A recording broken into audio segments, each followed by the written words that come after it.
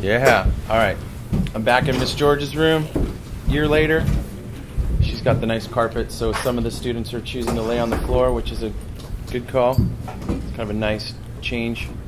If you're in a room that could do that, give it a shot. Teacher's okay with that. If you're at a desk, it's nice to kind of pull back and put your hands on your lap if you could. Find a posture that works for you. I kind of sit away from the back of the chair. That helps me feel my ribs, feel my body. And as we go through the day, we're always trying to create something, make something. And with mindfulness, it's just a nice break to just be. So if you haven't already, close your eyes.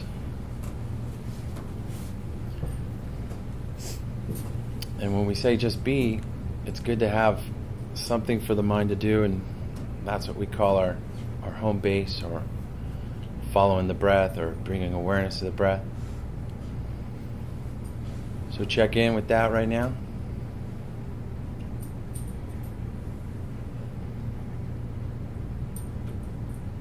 Great piece of advice that someone gave me once. When you breathe in, know that you're breathing in.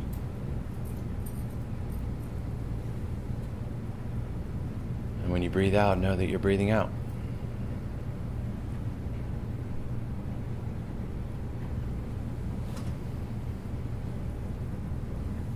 Check in with the body right now. The contact points. Bring awareness to that also. Is it hot? Is it cold? Is it light, heavy? Is it different laying on the ground? And when you're sitting up, kind of feel it all. And notice it.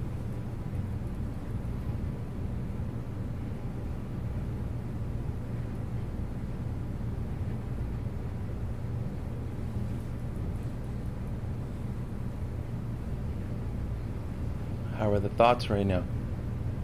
A lot of thoughts? Not a lot of thoughts? Happy, sad? Happy it's Friday, you said when we walked in here today. Feeling bad is just as valid as feeling good. It's just how it is right now.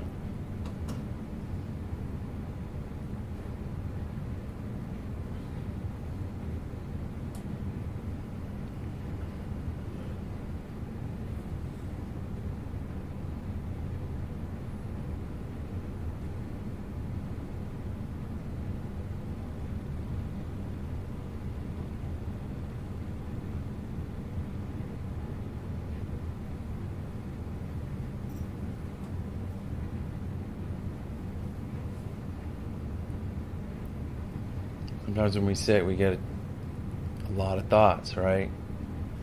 And that's kind of an interesting experience to be. I'm just sitting here, and then all these thoughts are going.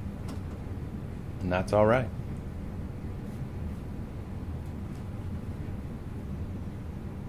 Just really profound, and notice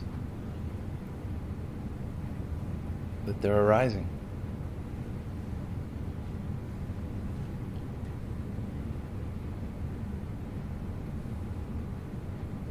And when you remind yourself to come back to the breath, that's being mindful.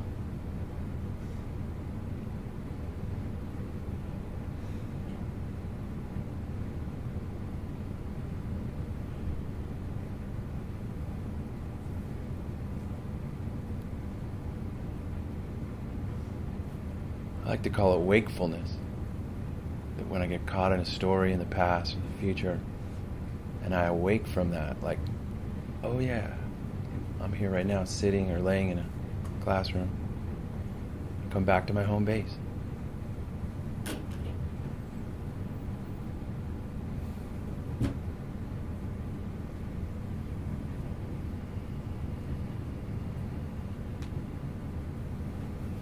I'd like you to try this activity, game, skill that I really think is amazing, where you're going to count the breaths Some people can go all the way to 10. I find it good to go to like 6. You could pick whatever number works for you. So on the in-breath in your head, you're going to think, give the mind a job. It's going to say 1 on the in-breath, 2 on the out-breath, 3 on the in-breath, 4 on the out-breath, 5 on the in-breath, 6 on the out-breath. And when you play this game and a thought arises and all of a sudden you're on a journey with what you're going to do next period or this period,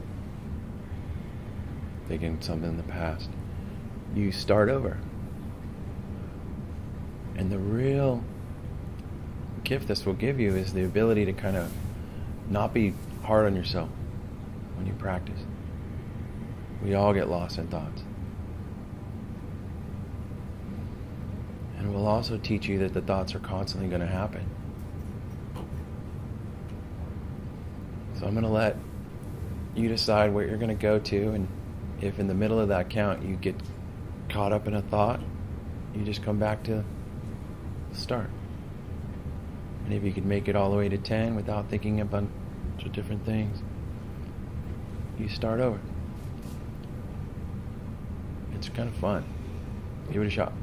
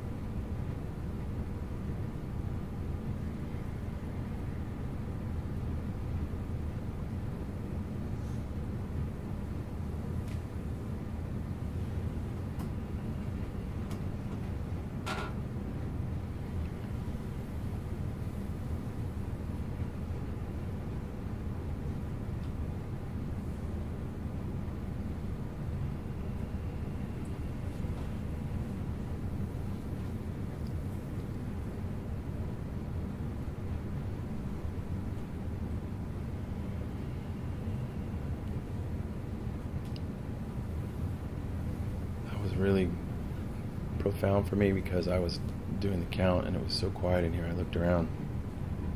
I was like, wow. So I appreciate that practice. You can do that anytime. Eyes open, eyes closed. Something stressful happens to you, just take a minute. Follow the breath. Count them out.